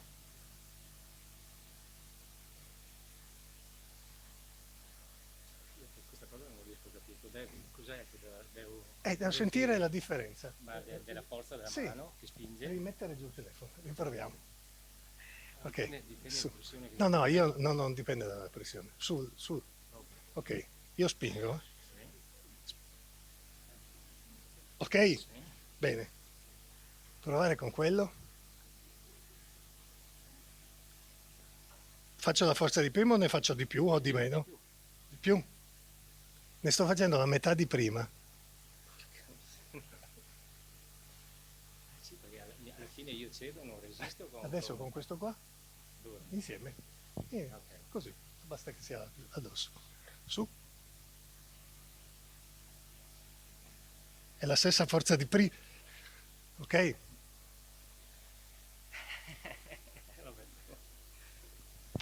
Allora, questo qui si chiama... Grazie Miriam. Questo qui si chiama test dell'acetilcolina. L'acetilcolina è un neurotrasmettitore. Quando il nostro cervello percepisce l'attacco radioattivo, perché questi dispositivi sono radioattivi, cioè emettono attivamente delle radiazioni di radiofrequenza. Il nostro cervello, che è furbo, ritira l'energia dalla periferia per difendersi, perché il cervello è l'ultimo organo che muore. Il cervello è l'ultimo organo. Per difendersi richiama l'energia attraverso questo neurotrasmettitore che si chiama acetilcolina, richiama l'energia dalla periferia per potersi difendere dall'attacco. Con il braccialetto annulliamo questo effetto che hanno i telefonini, che hanno il wifi, perché possiamo farlo anche con qualsiasi altra cosa l'esperimento, non è necessariamente col telefonino, perché è più comodo piuttosto che mettersi con i fili per terra.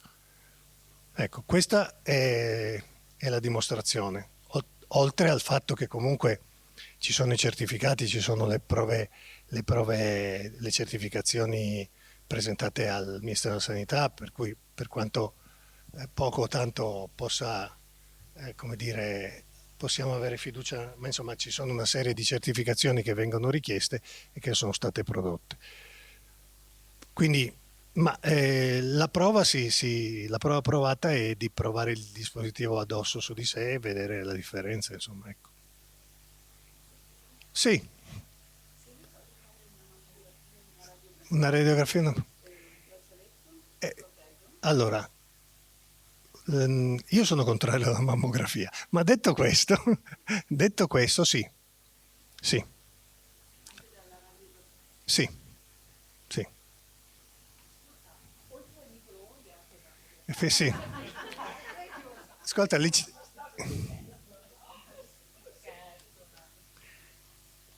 la radiografia e la mammografia. Sì, sì, no, ma sì, no, comunque sì, adesso a parte gli... No, a parte gli scherzi. Beh, forse dopo la terza conferenza non capiterà più. No, nel senso, mi spiego meglio alla terza conferenza. Sì, i nodi di Hartmann ne parliamo la prossima volta. Il 1° luglio, diamo già la data, il 1° luglio. L'attacco è pericolosa? Sì. Ah, ma se torniamo sempre a quel discorso lì, ma io non vedo il mio medico di base a cui sono iscritto, penso che mi abbia dato per disperso perché sono 15 anni, 16 anni che non mi vede. Io, appunto, mi ricordo dall'altra volta. Sì, io ho avuto bisogno perché sono finito sotto un tram e quindi... Ma gli esami diagnostici servono ai medici di base per togliersi dai problemi.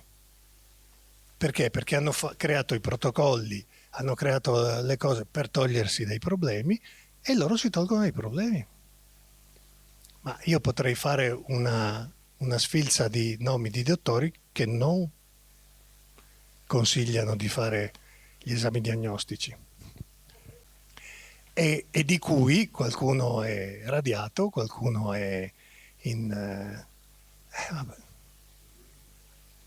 è nel limbo, sì, ne conosco personalmente più di qualcuno, quindi vabbè. Non so se ho risposto, però comunque sì, l'attacco è pericolosa. Però, ripeto, una buona protezione si può utilizzare, insomma. Poi se ne fanno meno è meglio, insomma. Il solito discorso che facevo prima, quello del microonde del vicino. Sì, cerchiamo di vedere il nostro e poi vediamo. Ok? Bene, possiamo andare avanti. Ah, ecco, sì, a proposito delle certificazioni, che mi veniva domandato prima, questo qui è un esame del sangue in campo scuro. Come vedete qui nella prima immagine è l'immagine del sangue normale di una persona non esposta all'elettrosmog.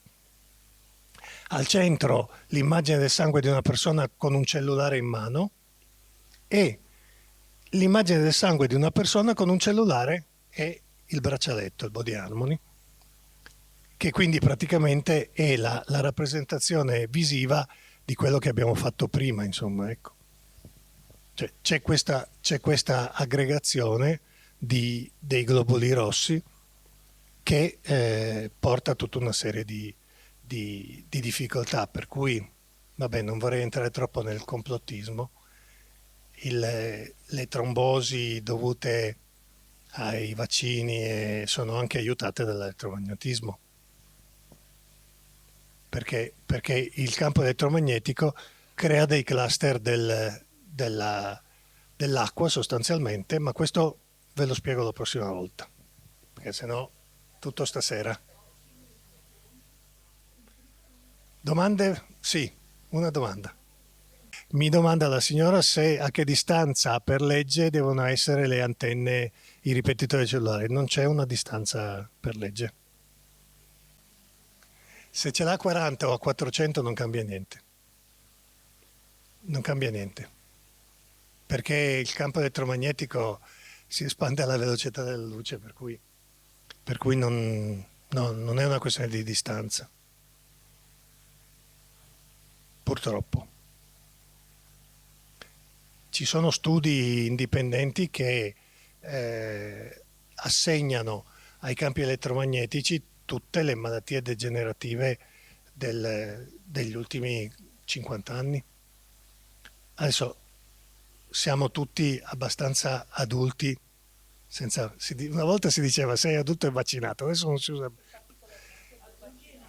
Adulti e non vaccinati, ma ci ricordiamo, ma quante persone col Parkinson o con l'Alzheimer conoscevate 50 anni fa, 40 anni fa? Adesso ci sono ragazzi, perché per me sono ragazzi di 30-35 anni col Parkinson, Alzheimer a 45 anni, 50 anni. Cioè, domandiamoci, perché ci sono studi indipendenti che certificano che come dire, invasione di campi elettromagnetici porta a questo.